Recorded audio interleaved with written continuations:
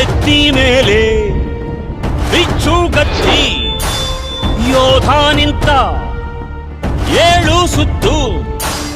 ಕೋಟೆ ಮೇಲೆ ಸಿಂಹದಂತೆ ಕಾದು ಕುಂತ ವಿಷ್ಣು ಶೈವ ಪಂಥವೆಲ್ಲ ಒಂದೇ ಎಂದ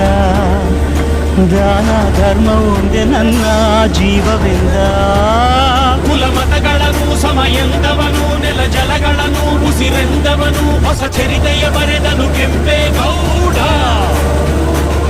ರಣ ಕಲಿಯುವನು ರಣ ಹುಲಿಯುವನು ರಣ ಪಡೆಗಳಿಗೆ ಅಧಿಪತಿಯುವನು ಯುಗ ಧರ್ಮೋದ್ಧಾರಕ ಕೆಂಪೇಗೌಡ